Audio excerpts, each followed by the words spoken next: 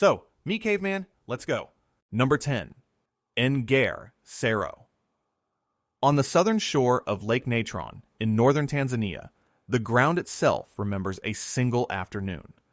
The lake sits in the shadow of Old Doinyo Lengai, an active volcano whose name means mountain of God. And pressed into a sheet of hardened volcanic mud near its edge are more than 400 human footprints. This is the largest collection of ancient Homo sapiens footprints ever found anywhere in Africa. Think about that. Not bones, not tools.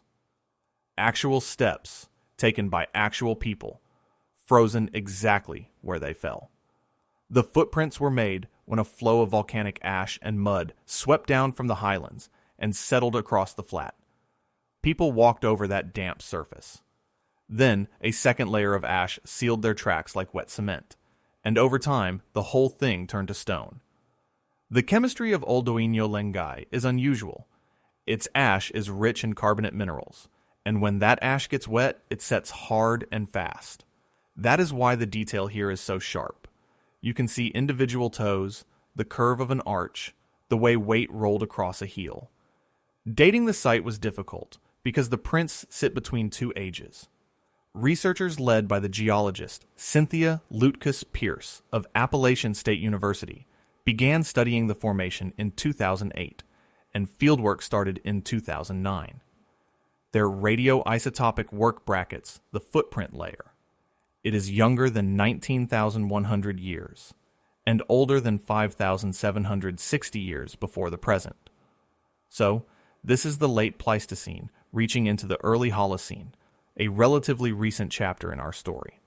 What makes Engare Sero extraordinary is not its age. It is what the prints reveal about behavior. At least 17 individuals moved across this surface together in a single event. Careful analysis of the foot sizes and stride lengths suggests a mixed group, but one dominated by adult women, with a few men and juveniles among them. Some were walking. Others, judging by longer strides and faint toe drag, were jogging. The published interpretation, which appeared in the journal Scientific Reports in 2020, is that this may have been a group of women foraging together. A cooperative party, moving as a unit. That is a kind of information bones almost never give you.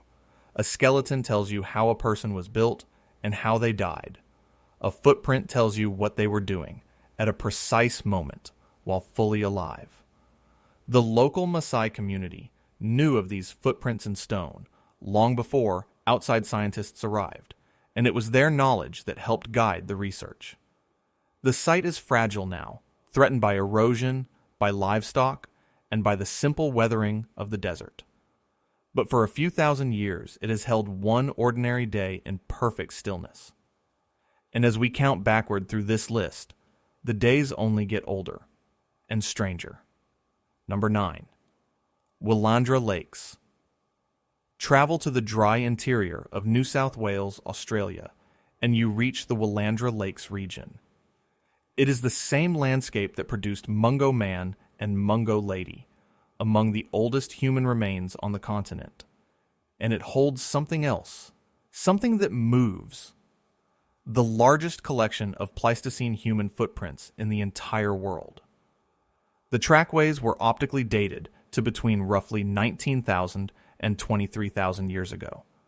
That places them squarely in the last glacial maximum, the coldest, driest stretch of the last ice age. At least 124 prints were first described, but continued excavation revealed several hundred, with estimates reaching around 700 individual footprints across many trackways. They were partly discovered in 2003 by Mary Papin Jr., a young Muti Muti woman walking the Lake Mungo Lunette. The formal study was led by archaeologists, including Matthew Cupper of the University of Melbourne and Steve Webb of Bond University. The prints were made by adults, adolescents, and children, all crossing the moist surface of a shallow soak at the lake's edge. The clay held a high content of calcium carbonate. When it dried, it hardened almost like concrete, and a layer of sand sealed it from above. That is the recipe that let footprints survive 20,000 years in the open interior of a continent. But the real magic is in the gates. One trackway records a very tall man sprinting across the wet clay at about 20 kilometers per hour. That is a genuine run, reconstructed entirely from the spacing of his steps. Another set of prints appears to show a person moving on one leg, perhaps using a stick, perhaps hopping. Several trackways suggest a hunting party fanning out across the flat. These are not abstractions. These are specific people, on a specific morning, running and walking and working. For a long time, the Ice Age interior of Australia was imagined as nearly empty, a hostile blank. The Willandra footprints rewrite that picture entirely. They show families on the move, children alongside adults, and hunters at full speed, deep in the continent during its harshest climate phase. The traditional owners, the Pakanti, Muti Muti, and Ngiampa peoples, are central to the interpretation and protection of the site. To guard them, the trackways have been reburied under sand and shade cloth at a secret location within Mungo National Park. These are members of our own species, modern humans like you. But the foot that made these prints has a far deeper history, and to find its origin, we have to leave Homo sapiens behind. Number 8. Le Rozel. On the wind-swept coast of Normandy, in northern France, sits a site that does something no skeleton can. It lets you meet a Neanderthal family. Le Rozel preserves 257 Neanderthal footprints, along with 8 handprints. It is by far the largest collection of Neanderthal tracks ever discovered. The prints were pressed into fine, dark dune sand around 80,000 years ago, then quickly buried by more wind-blown sand before they could erode. Excavations have run since 2012, led by Jérémy Duveau and Dominique Cliquet, and the findings were published in the Proceedings of the National Academy of Sciences in 2019. By measuring the footprints, the team reconstructed the group that left them. It was small, somewhere between 10 and 13 individuals. And here is the detail that stops people cold. Roughly 90% of them were children and adolescents. The youngest was about 2 years old, a toddler, leaving some of the smallest hominin footprints known anywhere.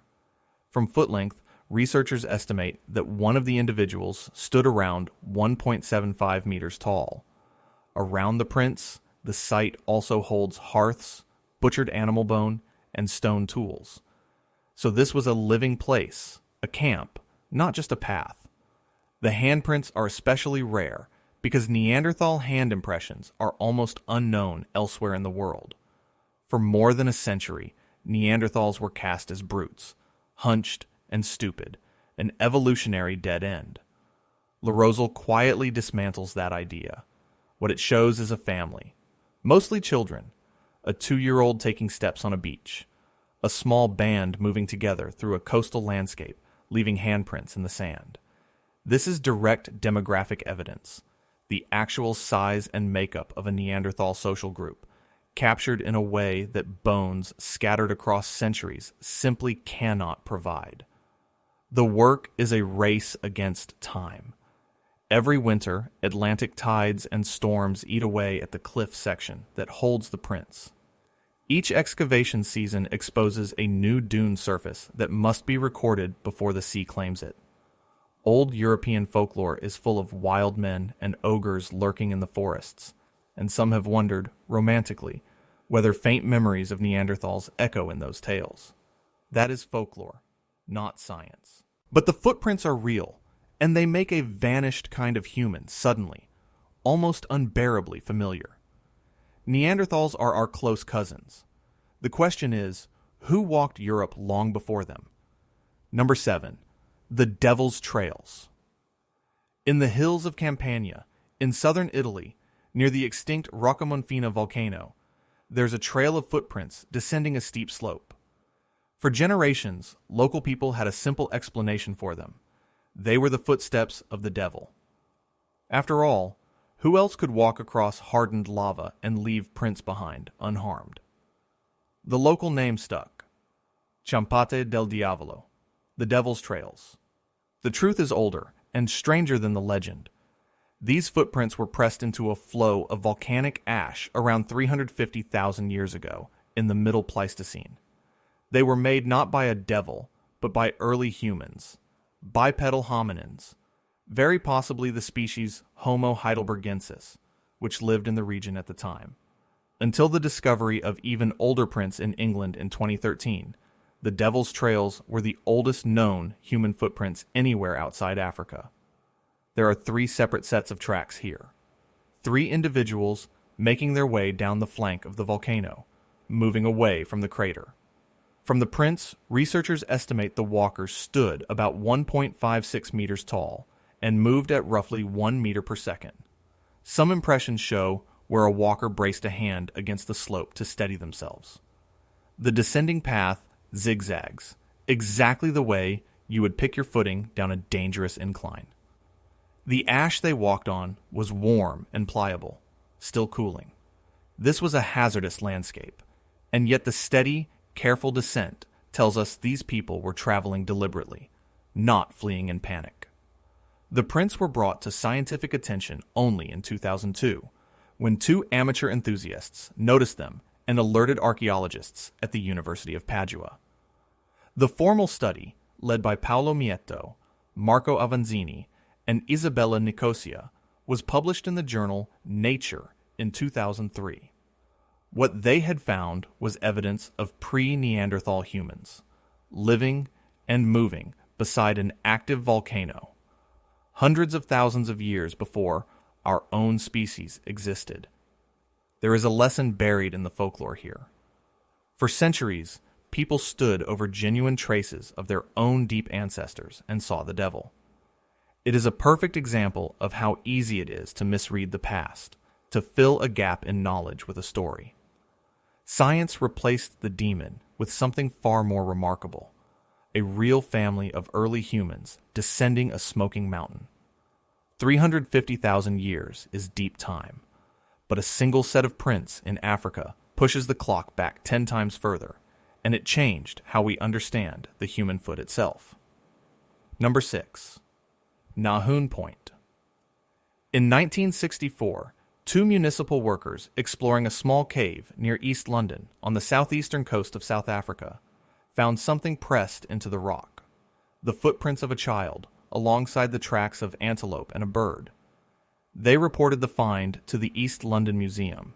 They could not have known they were about to launch an entire branch of science. The prints at Nahoon Point are dated to roughly 124,000 years ago, during the last interglacial, a warm period when sea levels were similar to or higher than today. They were made in wet coastal dune sand, which later hardened into a rock called aeolianite. And when they were formally described in 1966, they became the first hominin footprint site ever reported in the scientific literature. Every footprint study that followed, at every site on this list, traces its lineage back to that moment.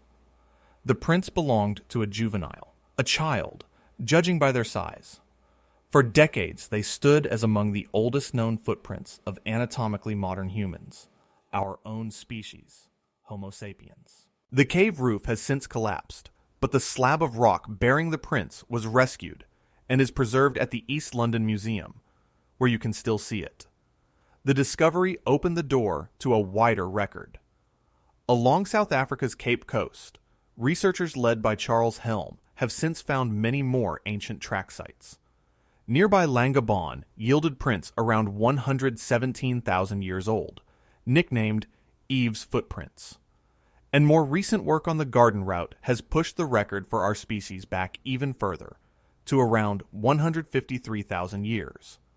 What Nahoon Point captures is a profound truth about timing. These are modern humans, people like us, walking an African shoreline more than 100,000 years ago. This is long before our species spread out across the rest of the planet. Associated evidence shows these coastal people were foraging the shore, exploiting the sea. The footprints are a snapshot of humanity still at home, on the continent where it began. The foot that made these prints is essentially our foot. But the blueprint for that foot is far, far older, and the next site shows us the moment it became modern, more than 1 million years before any Homo sapiens existed. Number 5. Ileret. East of Lake Turkana, in the Kubifora region of northern Kenya, lies one of the richest fossil landscapes on Earth. It is here, near the settlement of Ileret, that researchers found footprints in 2 separate layers of ancient lake margin sediment. They are dated to between 1.51 and 1.53 million years ago, and they carry a quiet revolution. These are the oldest footprints ever found that show an essentially modern human foot. Not transitional, not halfway. Modern. The prints reveal a big toe that lies in line with the rest of the foot, rather than sticking out to the side, like the grasping toe of an ape. They show a pronounced arch running along the inner edge of the foot, the springy structure that absorbs shock and stores energy with every step. And they record medial weight transfer before push-off, the exact rolling mechanic your own foot uses when you walk. The study, led by Matthew Bennett and colleagues, appeared in the journal Science on February 27, 2009. The team used laser scanning to capture the 3-dimensional shape of each print for detailed analysis. The footprints are attributed to Homo erectus, sometimes called Homo ergaster, the first hominin with body proportions close to our own. The size of the prints matches the stature and mass estimates for that species, the same species as the famous Nariokotomé boy found in the same basin. A later study, in 2016, used multiple footprint surfaces at Ileret to infer the presence of larger and smaller individuals, hinting at differences between the sexes and at group structure. To understand why this matters, you have to compare Ileret with the oldest site of all, which we will reach at the very end. The footprints at Laetoli, 3.66 million years old, show a foot that is clearly bipedal, but still transitional, not yet fully modern. The Ileret prints, more than 2 million years younger, show a foot that has essentially finished evolving. So these 2 sites bracket one of the most important transformations in our history. The modern human foot, capable of efficient long-distance walking and even endurance running, was complete by 1.5 million years ago. That's more than 1 million years before our own species walked the earth. The foot was ready. But the question that started everything is older still. Who first stood up at all? Number 4. Happisburgh. In May of 2013, a storm battered the coast of Norfolk in eastern England and stripped the sand from a beach at a place called Happisburgh. What it exposed, in the ancient estuary silt below, were a series of strange hollows. The research team realized, with mounting astonishment, that they were looking at human footprints, and these footprints are between 850,000 and 950,000 years old. They are, by an enormous margin, the oldest human footprints ever found outside of Africa. There was no time to celebrate. The same sea that revealed the prints was already destroying them. The team had roughly 2 weeks before the tides scoured them away forever. So they worked frantically, using a technique called photogrammetry, taking hundreds of overlapping photographs to build a precise 3-dimensional model. Within weeks, the actual prints were gone. The model is all that survives. The footprints were made by a group of at least 5 individuals, a mix of adults and children. Estimated heights range from about 0.93 meters to 1.73 meters, a clear family-sized group of different ages. They were walking south along the mudflats of an ancient river estuary, part of an early course of the River Thames. The likely trackmaker is a species called Homo antecessor, pioneer man, known from the famous site of Atapuerca in Spain.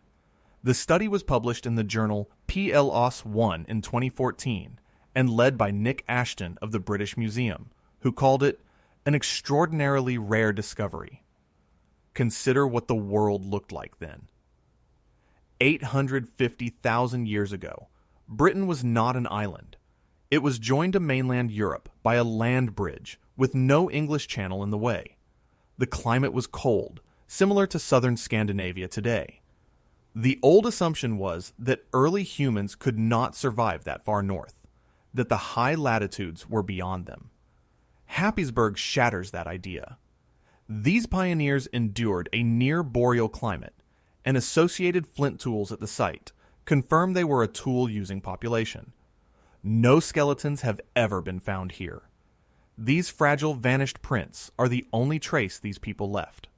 Their existence pushed the human story in northern Europe back by nearly 1 million years.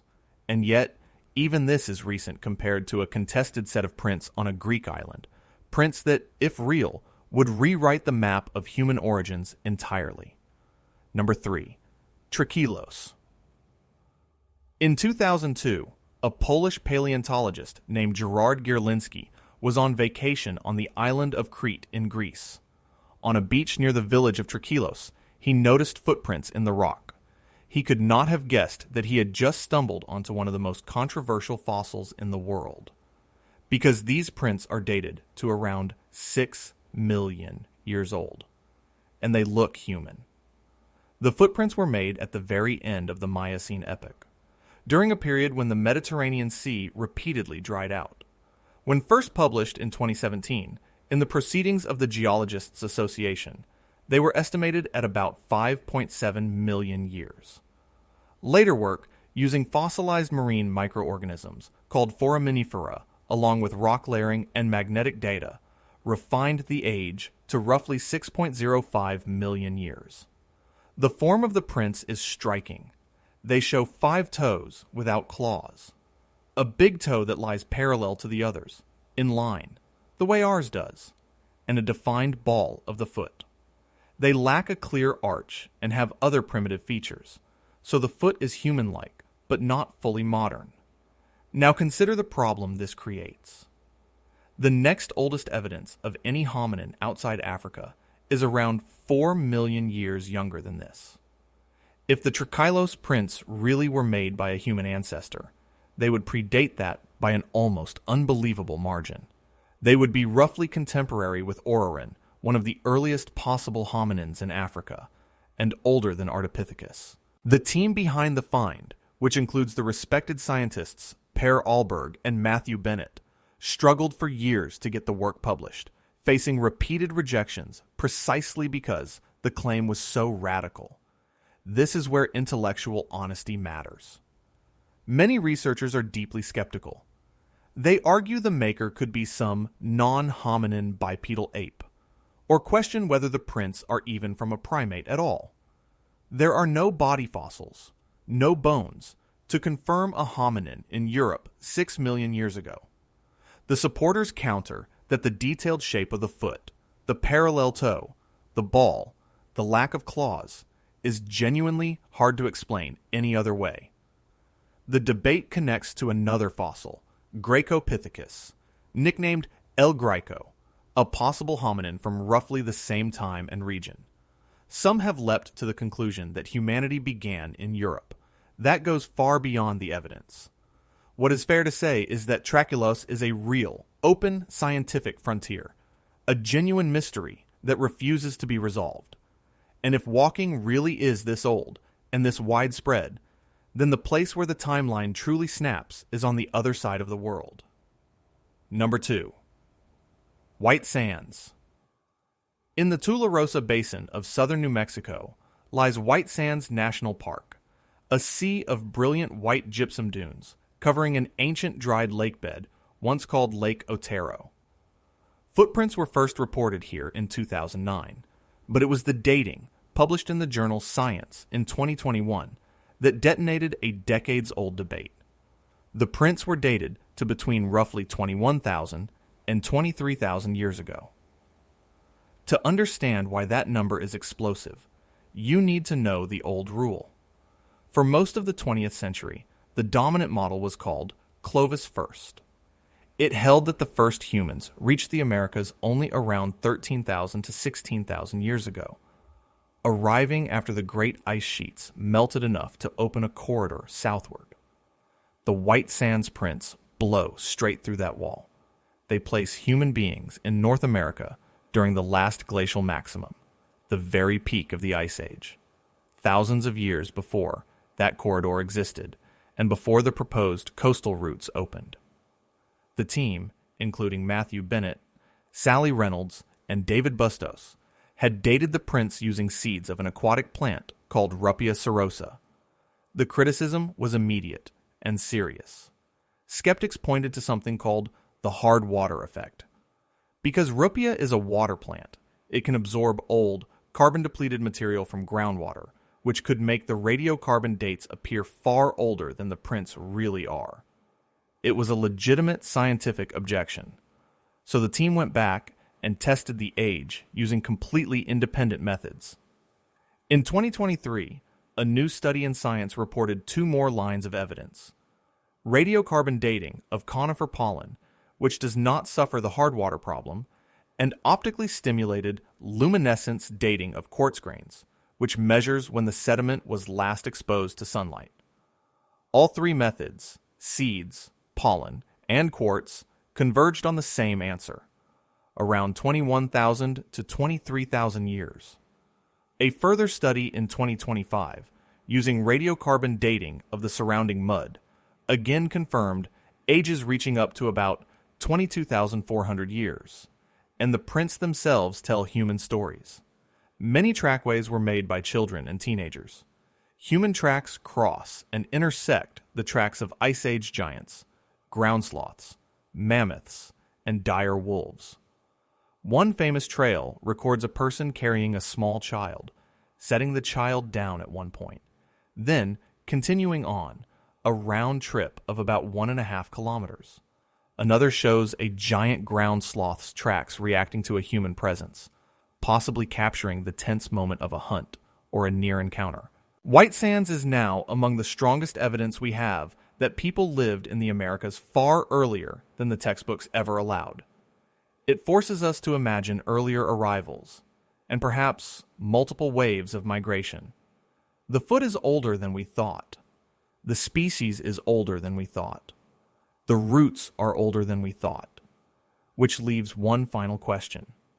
Where and when did the very first upright step happen? Number 1. Laetoli.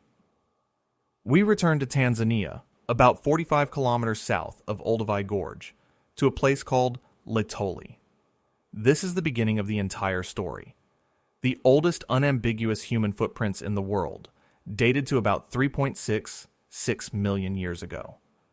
Everything else on this list descends from the moment captured here. The discovery came in stages. In 1976, members of a team led by the legendary Mary Leakey spotted animal tracks preserved in a layer of volcanic ash. Then, in 1978, a team member named Paul Abel found the prize, a trail of hominin footprints running about 27 meters long and containing roughly 70 individual prints. The age is fixed by potassium-argon dating of the ash itself. The sequence of preservation was almost miraculous. The nearby Sataman volcano dusted the landscape with fine ash. Rain fell and dampened it. Hominins walked across the wet surface. Then more ash fell and sealed the prints. And over millions of years, the layer hardened into solid rock. The prints were made by at least 2, possibly 3, individuals walking in the same direction. There are 2 parallel tracks, and intriguingly, a smaller individual may have deliberately stepped into the footprints of a larger one. They are attributed to Australopithecus afarensis, the very same species as the famous fossil skeleton known as Lucy. And the prints show unmistakably human features, a heel that strikes first, weight that rolls forward through the foot, a big toe held in line with the others, not splayed out for grasping branches. Here is why Laetoli changed everything. The creature that made these prints had a brain barely larger than a chimpanzee's. It had no stone tools, and yet it walked fully upright, on 2 legs, 3.5 million years ago. Before Laetoli, many scientists assumed that big brains came first, that intelligence drove our ancestors to stand up. Laetoli proved the opposite. We walked upright long before we got smart. The individual who left the clearest prints stood just over 1.3 meters tall and strolled at about 1.4 miles per hour. In 2015, new tracks called S1 and S2 were found about 150 meters to the south on the same ash surface. The maker of the S1 trail may have stood around 1.65 meters tall, and the size differences between track makers suggest real variation in body size, perhaps between males and females. For decades, a separate set of prints at the site, called Site A, was debated, with some arguing they were made by a bear walking upright. A study in the journal Nature in 2021 finally settled it. They were made by an early hominin, revealing that more than one kind of upright walker shared this ancient landscape. 3.66 million years ago, our ancestors were already walking. That single trail of footprints, sealed in ash, is the true first page of the human story. How does a footprint, the most fleeting thing imaginable, survive for millions of years? Across every site on this list, the recipe is the same. You need a soft, damp surface to take the impression. You need something to seal it almost immediately, and you need time and pressure to turn that sealed surface into stone. Volcanic ash is the supreme preserver. At Laetoli, at Engare Sero, and at the Devil's Trails, it was falling ash that captured and then protected the prints. Wet dune sand works too, hardening into a rock called aeolianite, which is exactly what locked in the child's steps at Nahoon Point. Lakebed and estuary muds did the job at White Sands, at Happisburgh, and at Ileret, holding the prints until burial sealed them. At Willandra Lakes, it was the calcium carbonate in the clay that set hard, almost like concrete. There is a cruel paradox in all of this. The same erosion that finally exposes ancient prints is also what destroys them. Happisburgh is the starkest example. The sea revealed those 900,000-year-old footprints and then erased them within 2 weeks. This is why footprints are so much rarer than bones. The conditions have to be nearly perfect. A narrow window between a surface soft enough to record a step and a force quick enough to bury it. Bones can tumble in a river and still fossilize. A footprint cannot survive being disturbed at all. This is also why modern technology has become so important. Photogrammetry and laser scanning let researchers capture every contour of a print in 3 dimensions, preserving the data even when the physical print is doomed. And at sites like Laetoli and Willandra, the chosen conservation strategy is to rebury the prints, returning them to the protective ground that kept them safe for so long. Distinguishing a genuine footprint from a natural depression or from an animal track takes careful expertise. Get it right, and a footprint becomes something no bone can ever be. A record of behavior, of a living act. A single footprint is a surprising amount of evidence. Trained researchers can read a person out of it.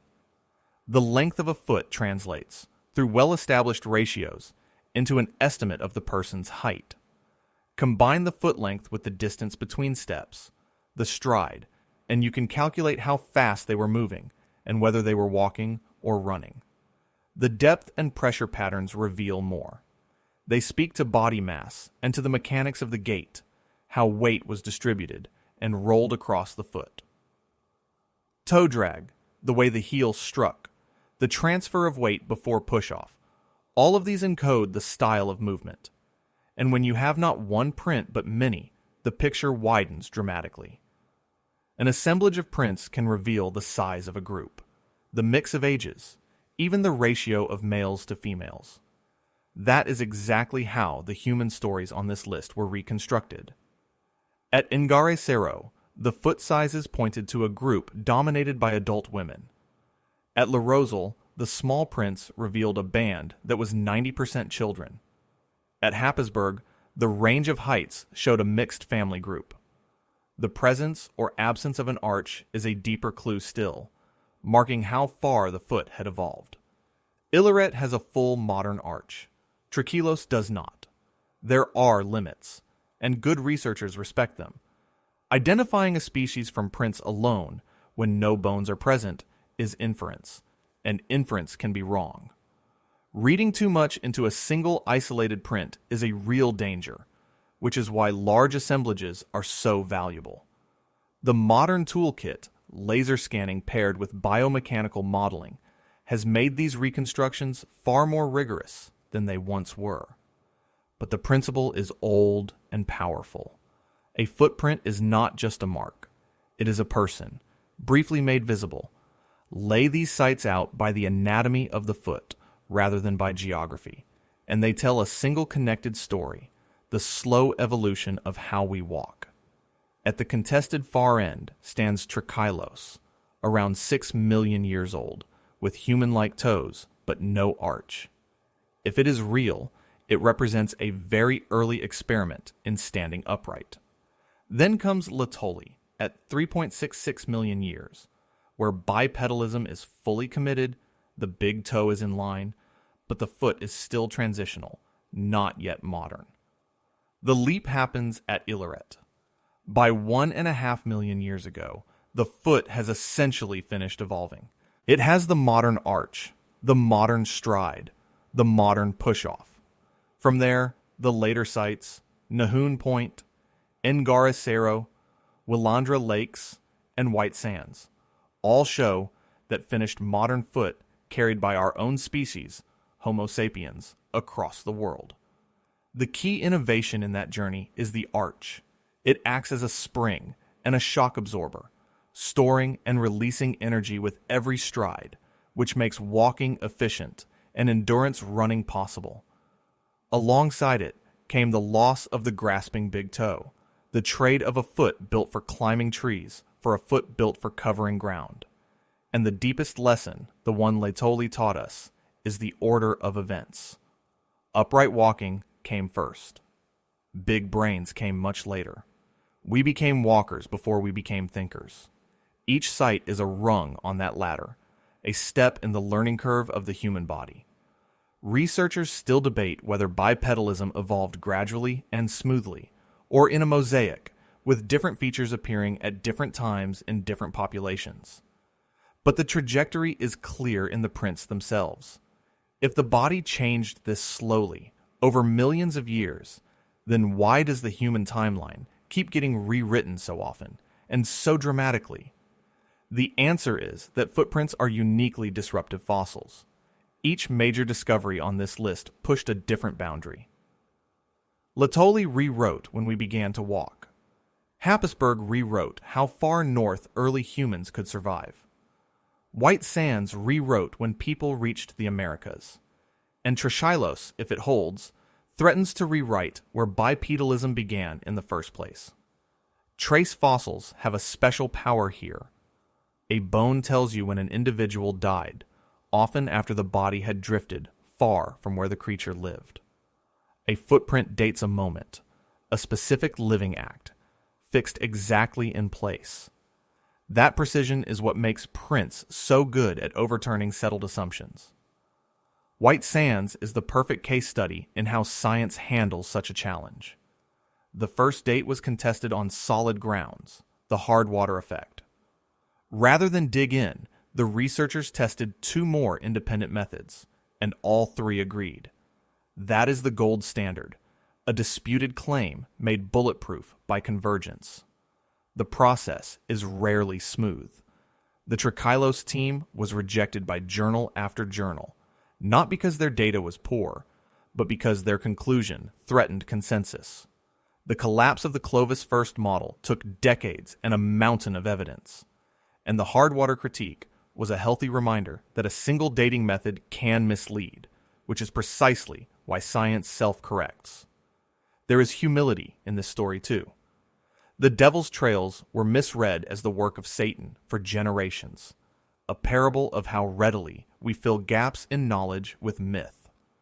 Some of the greatest finds came not from professors, but from amateurs, like the vacationer at Trachilos, and from indigenous knowledge, like the Maasai at Engare Sero and the Muti Muti at Willandra. Consensus, revision, and genuine open questions all sit side by side in this field. which raises the obvious thought. What might the next footprint, still buried somewhere, overturn? Look back along the trail we have walked. We started with a recent African afternoon at Engare Sero, a group of women crossing volcanic mud just a few thousand years ago. And we ended at a Tanzanian morning 3.5 million years gone, with two upright ancestors strolling across fresh ash at Laetoli. Between those 2 points lies the whole arc of how we came to be. Footprints are the most human of all fossils. A bone is what remains after death. A footprint is an action, a moment, a decision, frozen in place. It is a person doing something, alive. That is what a single step can tell us that a skeleton never will. The way someone ran, the child they carried, the family they walked beside, and the record is heartbreakingly fragile. Most prints are lost before any human eye ever sees them, eroded by the same forces that briefly reveal them. How much of our true timeline still lies buried in lakebeds, sealed in ash, or hidden in dune rock, waiting to be found, or quietly washing away? There is a shared humanity in all of it, in the toddler's print at La Rozel, in the child carried across the flats at White Sands. Different species, different continents, separated by tens of thousands of years, and yet unmistakably us. When we say these footprints rewrite the timeline, it can sound like a scandal. It is not. It is simply how knowledge grows, one discovery at a time, each step revising the last.